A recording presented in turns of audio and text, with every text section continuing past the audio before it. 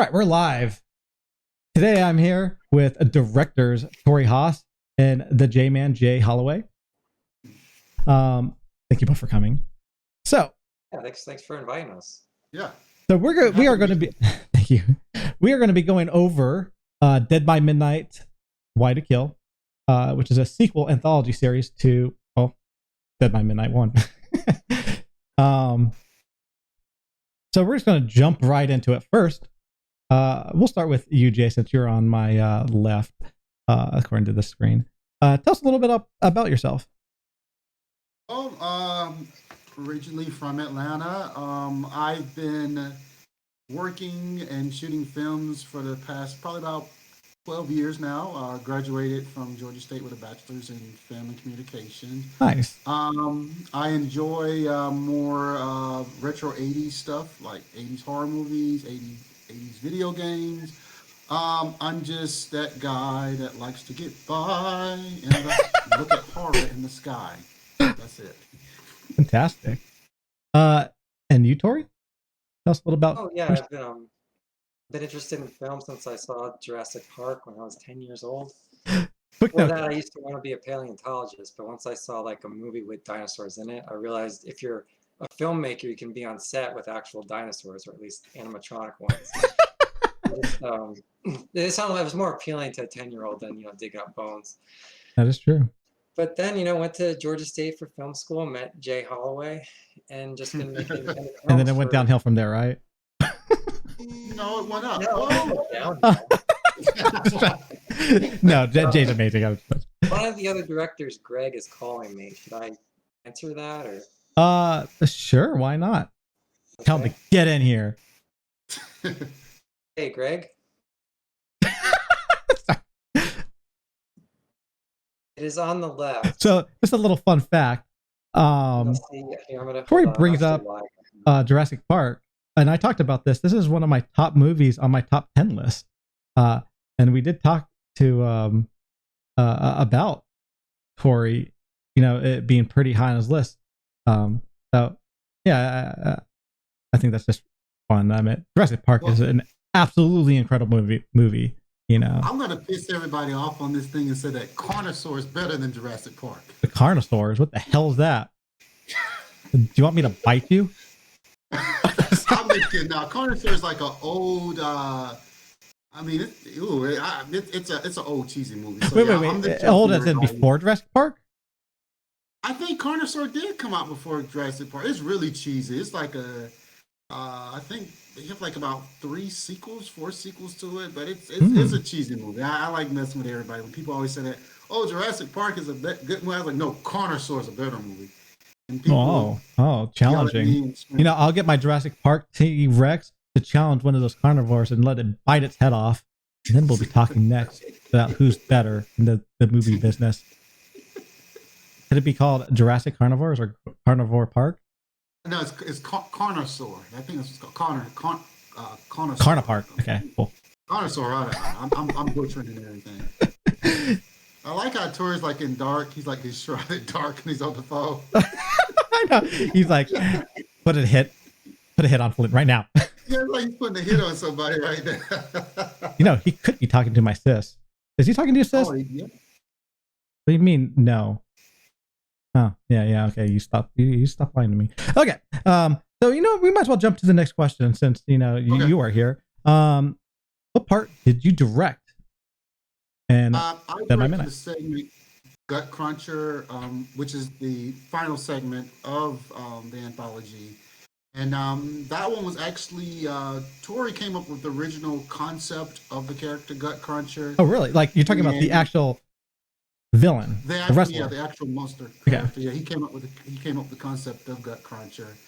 And I wrote actually I got Greg Garrison. He helped me, work on the script. He also worked on the commercial as well, the Gutcruncher little promo ad that. That is so funny. It gave me like Randy Savage feels. I'm not sure if that was intentional or not, but yeah, it was a cheesy. It was kind of like I wanted to do like a cheesy wrestling promo, kind of like how they did in the '80s.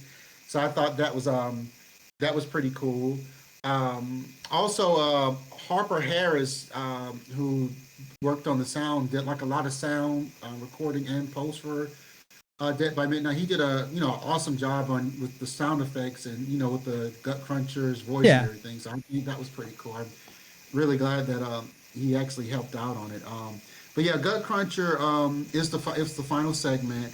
And it's about these two high school slackers who gets challenged by their gym teacher to wrestle this demon in order to pass their class. Because if they don't defeat the demon, they fail. If they refuse to fight the demon, they flunk out of high school. So it's a pretty fun piece. I enjoyed doing it. That's awesome. All right, so Torey. Well, one, did Greg? He was not having much luck. He said he was going to keep trying. I just realized he is that weird name as well as Greg. So I gave permission to the weird name. There he is. Here he is. I don't see any video. Yeah, where's the video? Is he in the dark? Hung up. I'm back again. Hello. Hello. So this is Greg Garrison, everyone. Greg Garrison happens to join us. So we're going over who we are, our parts. Jay just went over his part in the film. We're actually about to let Torey speak about what part. There's Greg. Hello, Greg. Sexy man, Greg. So, Torey, what part did you direct in Dead by Midnight 2? Yes, I directed Jasper, which is the second segment.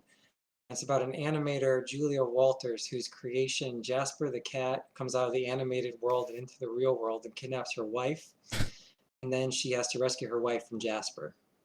This is sort of like a horror Who Framed Roger Rabbit. Yes, I was going to say, I love this segment because I love Who Framed Roger Rabbit, and it gave so many vibes. You don't see that many movies that are like Roger Rabbit. I think Cool World was like the closest one.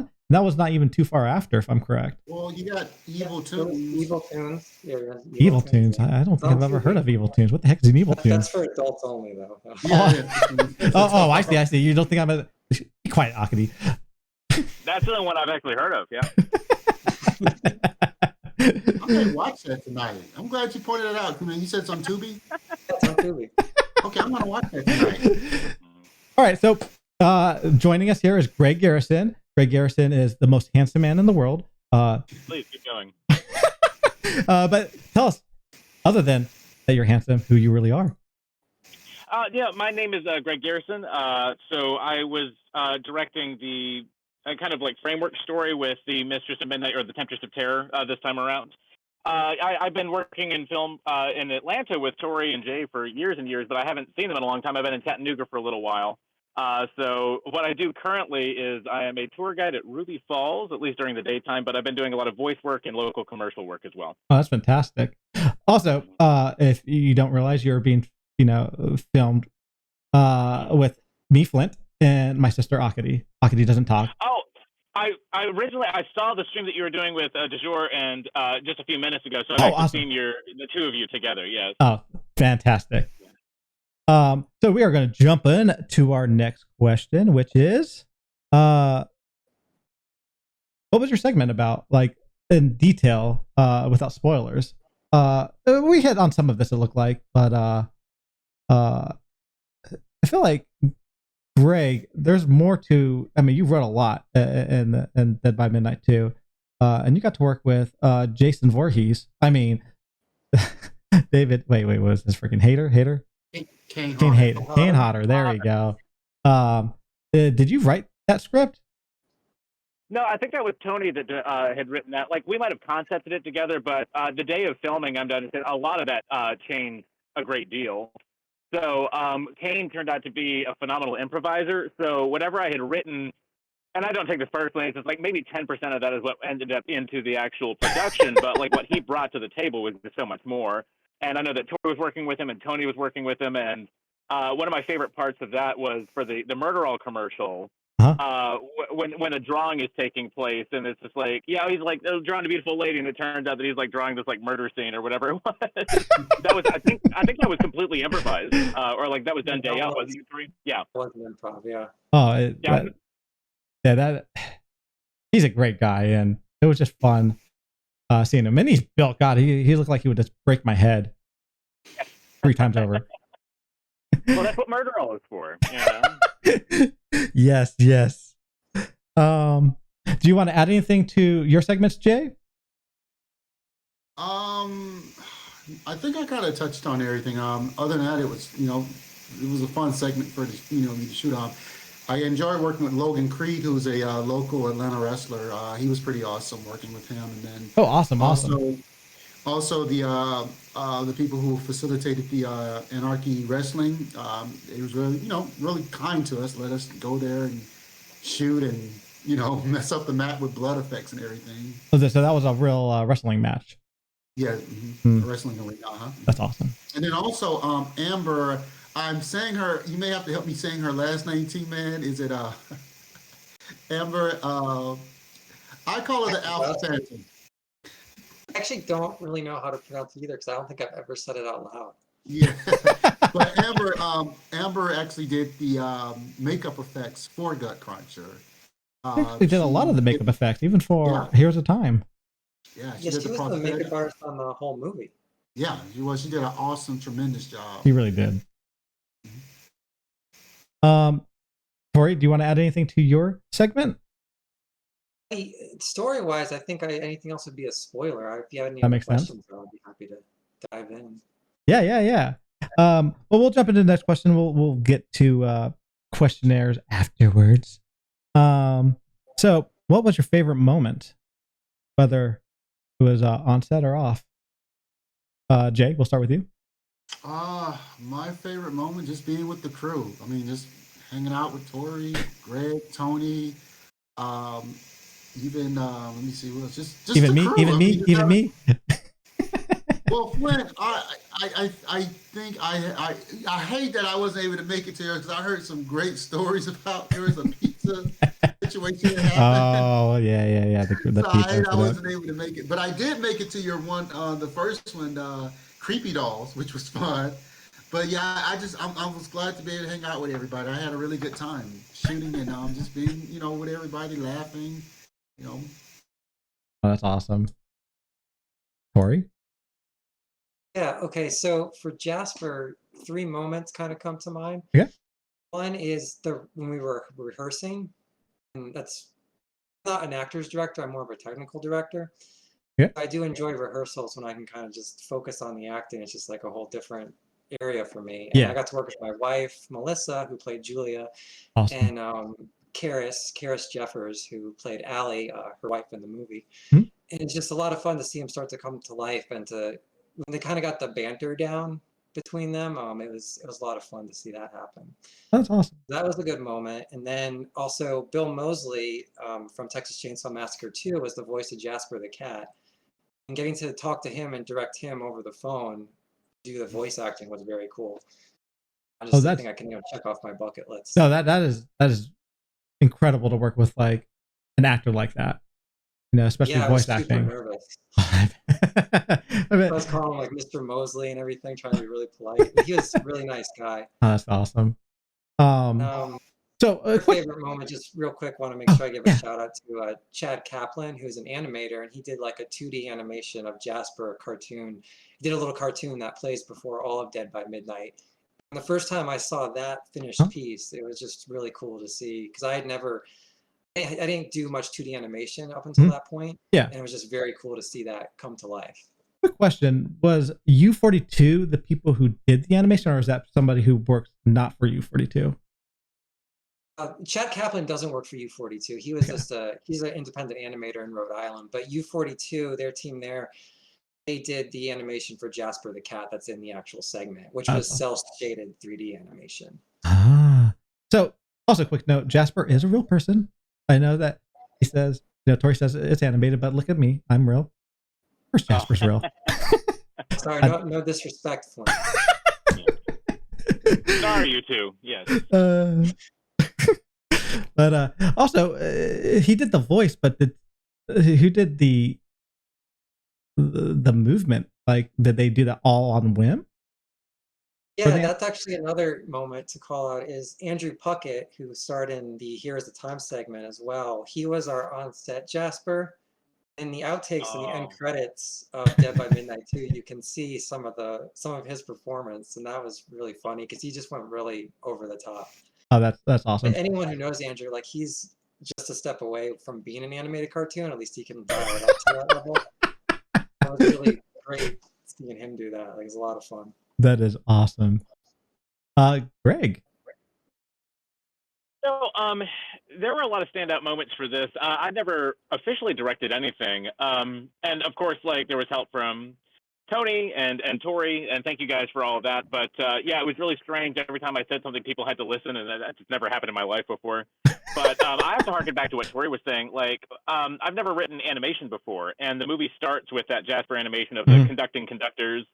And yeah, just seeing even like an idea be brought to life like that was really fascinating to me. For me personally, my favorite parts of filming were just the experience itself, but working with somebody like Hannah Fearman or working with Aaron Brown or Misty Monday, and just like the energy that they brought to set and how it was always a compromise of, or like a condition of just like kind of like taking ideas and putting them together, and the script should always lay something out and then the actors would bring something else to it. So particularly Aaron, I think just like bringing these new ideas for her performance and just the ideas that she had without spoilers, just like added a lot of texture to the piece. And then working with Hannah in particular, she had a great sense of the language, and the costumes were probably something that I want to mention as well. Yeah. Just the fact that she had so many costume changes, like the trash bag dress still, it's like the perfect blend of something that makes me laugh and still catches my attention. Like a lot of craft went into that, and just watching those frames come together was really strong. That's awesome. Now, just to clarify, Torey, Jay, and me did an anthology short. Well, Greg did a lot of the wraparound, the stories that connected everything together.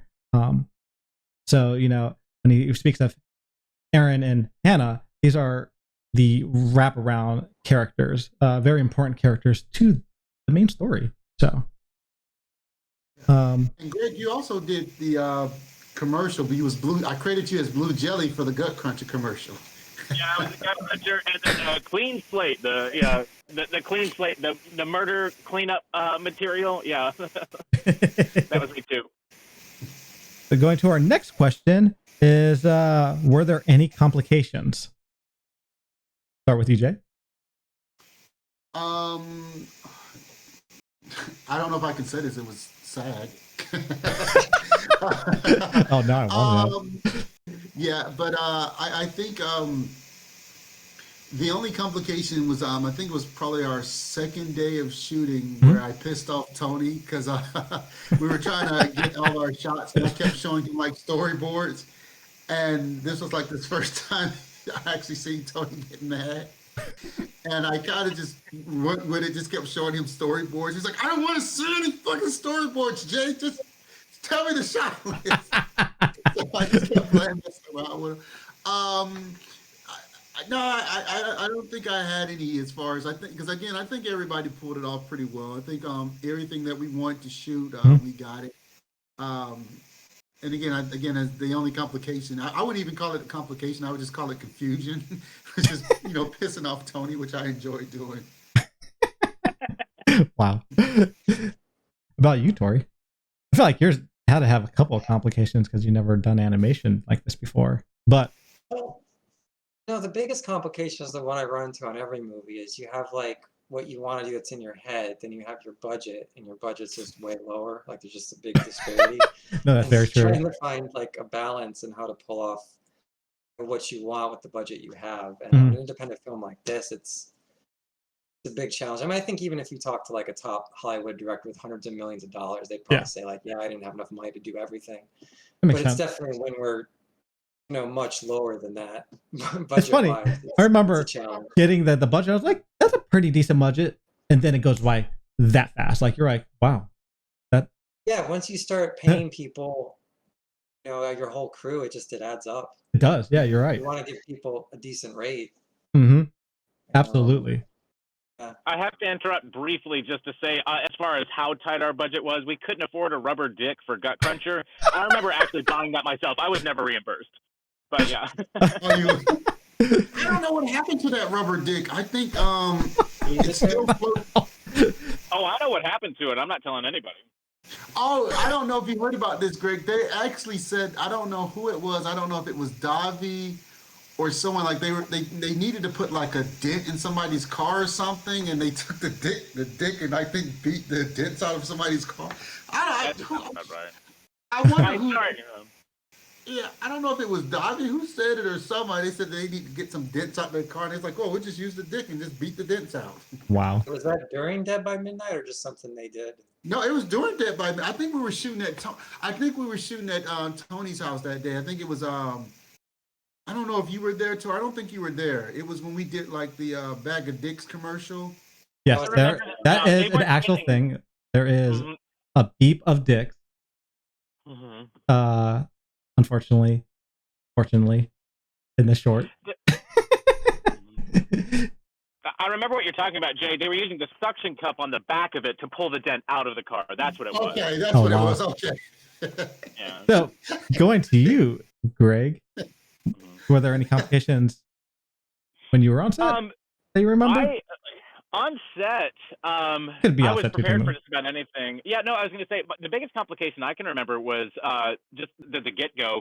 We had originally heard a budget. We talked to U42, and I had written out like a script, which was wildly different than what we ended up shooting. Yeah. Like the Temptress of Terror was involved, but like Torey, I'll always remember the biker cop. Like I was so sad. I remember that too. I love that concept. Yeah, with the biker cop. Yeah, the biker with the attitude to like chase him down and like start shooting at him. But like we had this whole thing, and it was like budget-wise we could have done it, and then it was like, oh, by the way, SAG is now involved, so it's half. And SAG also wants this amount of money. SAG is fining you for this, so now that's half. And it was like, I forgot about all right, SAG. so we got one location. Let's see what we can do. So yeah, I think that the biggest complications were simply just trying to make the most out of what we had. And I don't know, I had a blast working with the people that we did, but it was so much more reduced than the original vision of like CG monster fights and whatnot. I mean, I'm glad that Jasper came to fruition because we were wondering about that towards the end as well. But like that all happened, and yeah, there's a version of that script that still exists that I think of. But yeah, no, once we got on set, it was. I would say that we condensed everything so much that the complications were like, what time is lunch? Honestly. Right. I remember Here Was a Time, one of the biggest complications, and thank God Torey made this call, was just in general, the location was tricky because it has to feel medieval. So we have to rely a lot on visual effects. And I originally had this scene where they go into the throne room, and Torey's like, this is not going to work. Like, on top of that, we're having a time issue where we're like running behind by an hour or two. So he's like, can we just do it outside, like in the forest? Best call ever. Because it saved a lot of time, and we messed. I think it turned out better looking. That scene. I mean, maybe it could have been cool with the throne room, but I thought that was a great call. So, and you run across issues like that sometimes. Where things are just not working how you wanted, or you get behind and you have to figure out how to cut something really fast or something like that to make it. Going to the next question is, did you learn anything new, Jay? Yeah, I learned that well, it was my first time working with a stunt coordinator. I thought that was pretty interesting. He went over like a lot of things. So that was pretty interesting. You have to pay for this coordinator. Like, this is part of the budget you have to figure out how to deal with, right? Yeah, I mean, and it was.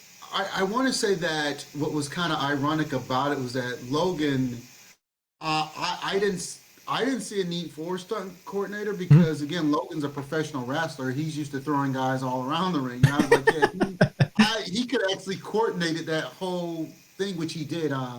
So again, and no shots taken at the stunt coordinator. He did a really awesome job working with us and everything. But again, it's just learning. When working with a stunt coordinator, they have like a lot of rules that they go over, a lot of things that they will do and what they won't do, and because of your budget and everything, they'll tell you, hey, you can do this, or you pay me a little bit more. Not saying that he said that, but if you had a bigger budget, you could do more things. You could have more wire effects and all this other kind of stuff. Right. Torey? I learned that got some fuse wire, because we did like the cartoon dynamite gag where we had like a dynamite with a long fuse. Yeah. I thought like it'd be cool. I'll get some actual real fuse wire and like we'll light that. Huh? And I found out you can't extinguish that in water.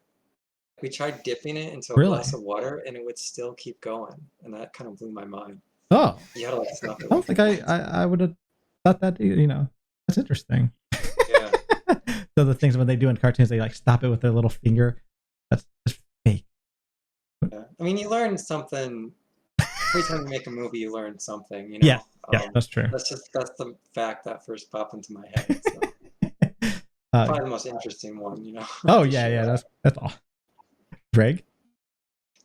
Oh, I really don't want to make everybody look bad by sounding like a total amateur. I was learning about camera at that time because I never really worked behind the camera that much. It was you're in front of the camera a lot of time.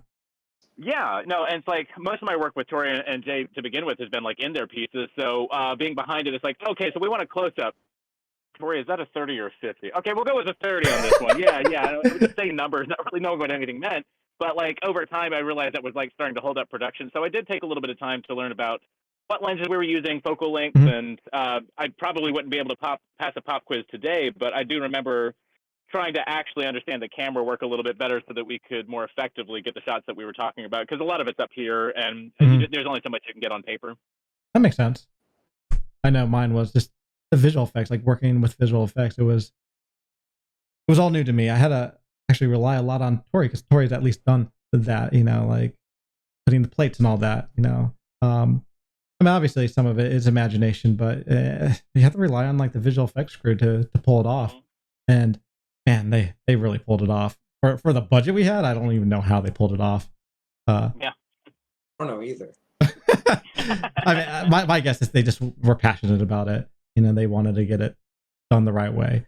I give them huge props to the visual effects crew on my part. So the next question is, was there something memorable? I guess you could argue this is like favorite moments or something, but like, was there something that was just like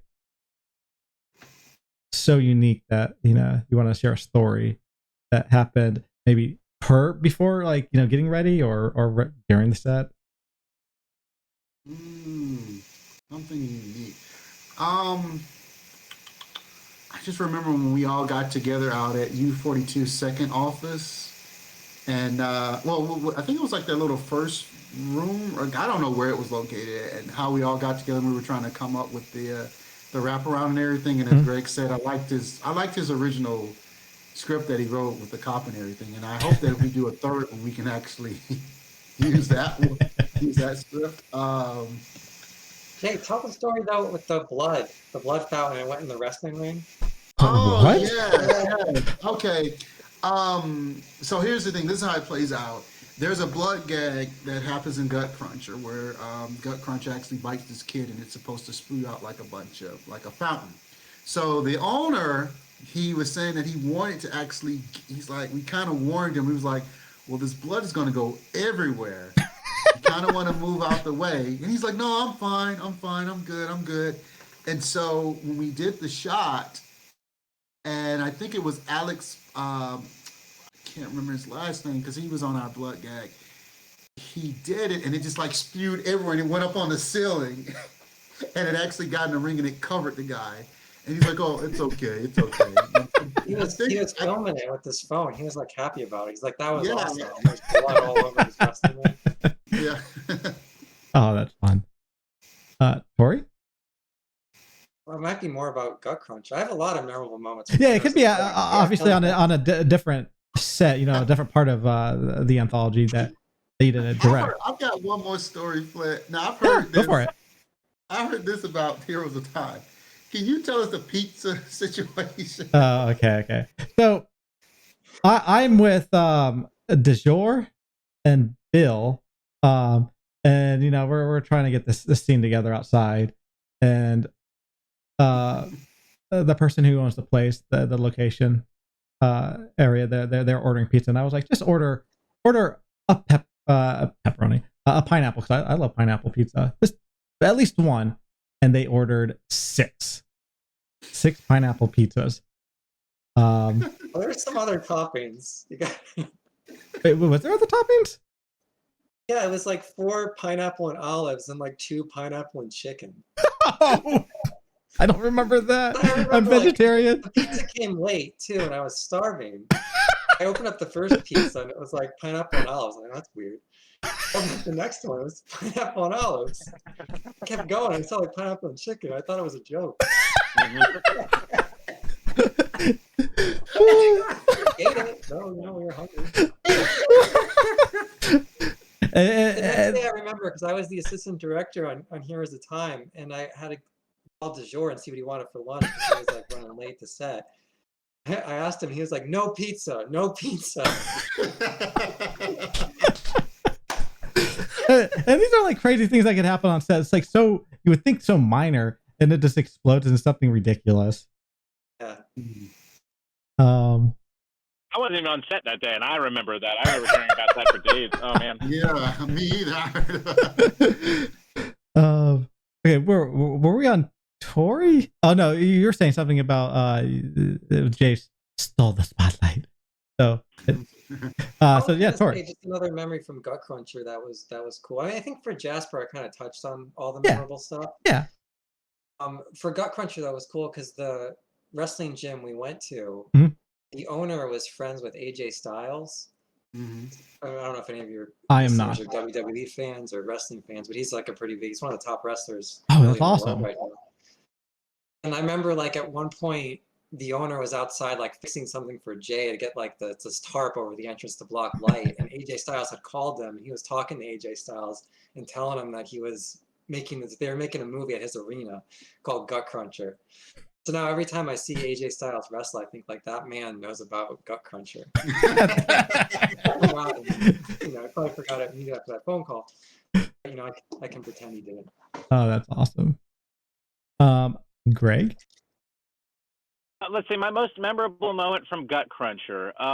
Let's see. Yeah, I remember doing the VO for that. And because I do VO work now where it's just like a lot of commercial work and you try to do soft pitch or hard pitch. It's like, so I remember it's just like, do you want something that gets you like energy, power, and rage? It's like, no.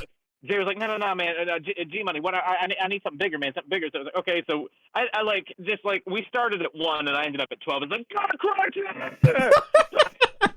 It's like I just remember. I don't even remember what I was saying, or if you could understand. I just remember screaming. I think you just improv. Meanwhile, this like 6'10" dude, like covered in blue makeup with like the spikes in his face, is like like it was a lot of fun, just like screaming back and forth at each other. It was almost nonverbal at one point, where we're just like hurling shit at each other. It was fun.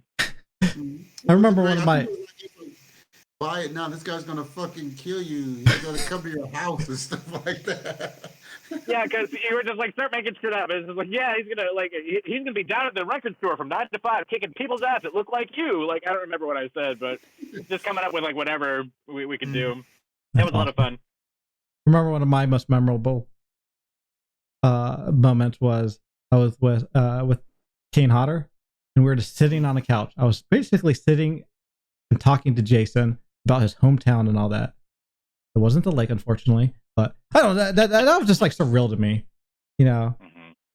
just someone who's been in the industry for that long, and I look up to. I mean, he's one of my favorite villains, I guess you could say. Even though I don't even know why I like him so much, because he's not like it's such a basic concept. It could even be a bad concept. It's a guy going around with a Jason mask or hockey mask and killing people, but I don't know. I've always just liked him. So, definitely surreal to me. I have another moment. I don't know if we can get into it. It was on Jasper. It was with the flame situation, like with the lighter. With the lighter team. Yeah, you want to tell that story? Hey, I don't know which one you're referring to. Well, it was like you had to go back and forth about using a lighter on set because it was considered like a stunt or something like that. Yeah, Tony Reeves handled all that with SAG, though. We won't go into detail about that. Oh, yeah.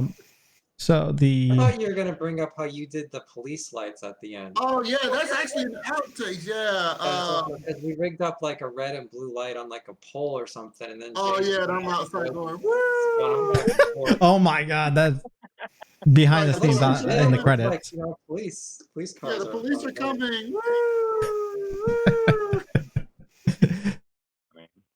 That's awesome. So, Jay, are you working on any films or anything new? I mean, I'm working on a couple of scripts, but nothing right now that I can share. But yeah, I've got 2 scripts that I'm working on right now. One, I definitely want to shoot at the end of this year sometime. Okay, that's awesome.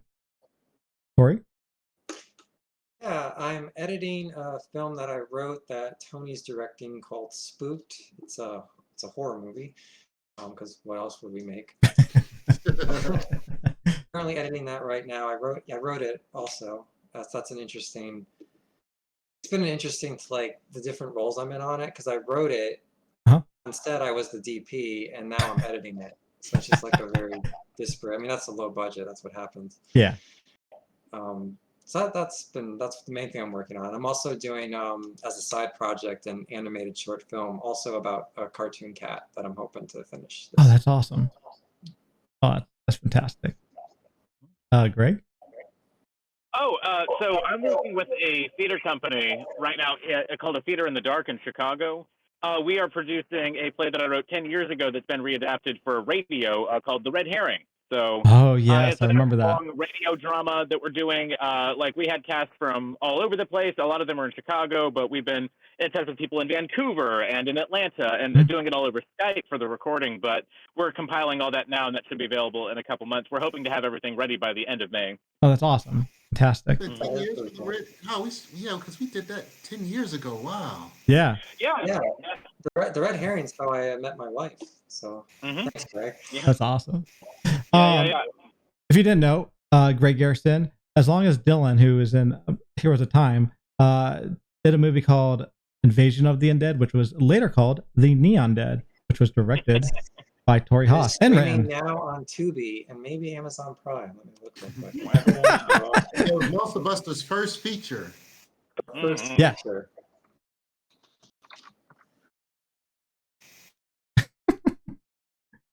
Yeah, I think it's on Prime and should be on Tubi too. Yeah, I think it is on Tubi. I think I watched it about a week ago. That's my favorite project that we've worked on today, because like now I just feel old and fat, but if you watch that movie, you'll see me when I was young and fat. He crushed it in the sword fight, though. Yeah, you did. Oh, yeah. I forgot I filmed like half of that sword fight. That's right, yeah. Because Nick had like a stomach operation. And you had to strap on the vest and do I was like, oh dear, I have to do this scene. And this intense. It's fun. They did a fantastic job because they were using real swords in that scene. And then Eric, you did that night. Everybody got, was it food poisoning that everybody got sick? I continued, I think, to help. I mean, I did a lot of little roles of some sort. You were awake. Oh, that was like no big deal to you to be up to like 4 or 5 a.m. Yeah. That night it was just only us. It was myself, Torey, Greg. Because Greg, I think we were filming your stuff. Yeah, it was Greg. Dylan. I think Marie. I think that it was just only us. And was Quinn there doing sound? Did we have him? Yeah, Quinn stayed the whole night. Oh yeah, Quinn. God, that was the 21-hour shoot, I remember, because we had a lot of things that we wanted to wrap up, like while we were still in that 2-week window where like everything was like full-time and paid. It was 21 hours. There might have been a total of 15 of us like on set that day. And I just remember that morning, there were only like 6 survivors. Everybody else had dysentery or was like passed out in a bush. The food poisoning, like the nearest we could tell was like most everybody had a like black bean burger at TGI Fridays that night, and everybody who did was just like down for the count. for half of it. So it's just like we'd have to get people for filming or like throwing up in bushes, get them on camera to look good, and then they go back to it. It's just like that was it was a raw. nightmarish shoot. Yeah, and it got cold too because it was April. And everyone was expecting it to be fine, but it dropped down to 20 that night. And I just remember poor Marie in her T-shirt, and I was just like, "You can have half of my costume until the camera's rolling." Okay, here we go. Like that was a crazy process. Yeah, I think Lori Bumpus was actually keeping Marie warm because you could just see her just like behind. I think like wrapping up behind her, trying to keep her warm. Because I think it was the scene, Greg, where you were going underneath the house. I think to get the sword. I think it was the shot of you going actually into the cellar to get the sword. And I think we were filming that right there. Yeah. I remember that. Oh, memories. Oh, yeah. So, in general, me and Dylan are working on a script for Heroes of Time. We're actually wanting to try to make it a web series. I don't know. Cool. What are your thoughts on that? Interesting. Good luck. Yeah. I was about to say, no, that's an exciting idea because, like, there's a lot of room for play with that too. I would say, like, what's your plan for budget? Because are you going to be doing it the same, like, overlays and interface stuff, or is it just going to be a lot more like acting focused? Both. Like, I would want the production to be there. Obviously, that's extremely tricky on independent unless you get like somebody bigger production wise, which is pretty hard. But I mean, that would be a goal, you know. So that would be a fun little thing that I would love to do. I don't want it to come across as good luck with that. Good luck with that. No. It's true. It's very hard. You know, like it's not like easy making film, let alone a TV series. You know, it's obviously a lot easier making a short, but even shorts, I mean, they cost money. They cost a lot of money if you want to get it done right. I think that's why the next one shorter.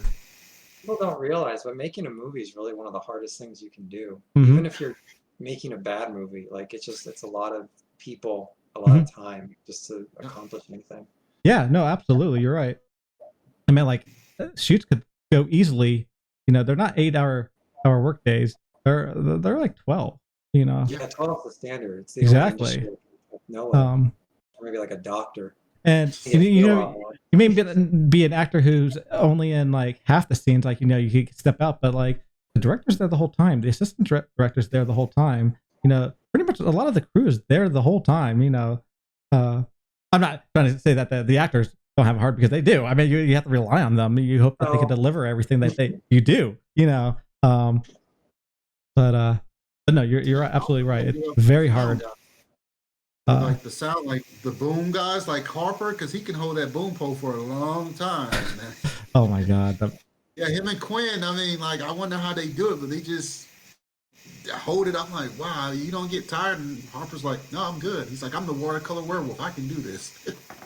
Yeah. I was surprised specifically by that for directing, because we would have long shoots, and like as an actor, there's a lot of hurry up and wait, and a lot of times it's like you get these opinions of just like this could be going faster, and then when you're directing, like it feels like the time is just like slipping away. You're like, oh shit, has it been 45 minutes? We've got to let's get back on this. Yeah. So time passes differently, especially as a director, because you're like you've got the steering wheel in your hand. You're not the one looking out the window wondering like, are we there yet?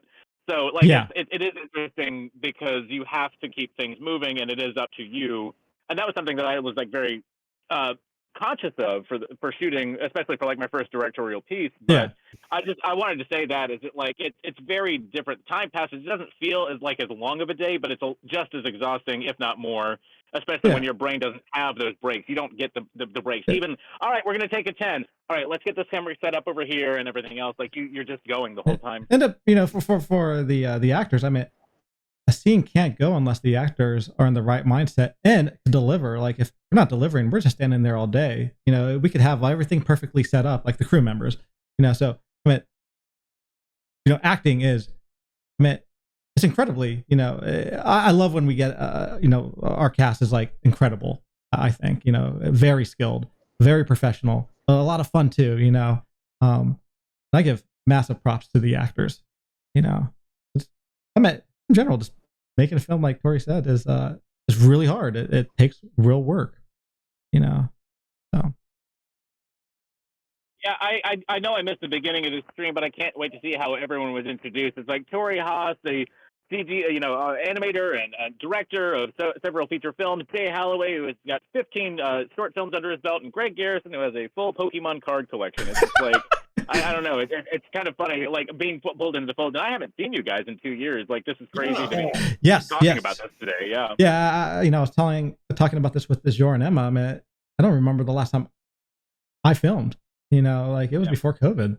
COVID has obviously put a monkey wrench in a lot of the stuff. And I miss you guys. So. Yeah. We miss you. Oh, I miss both of you anime girls.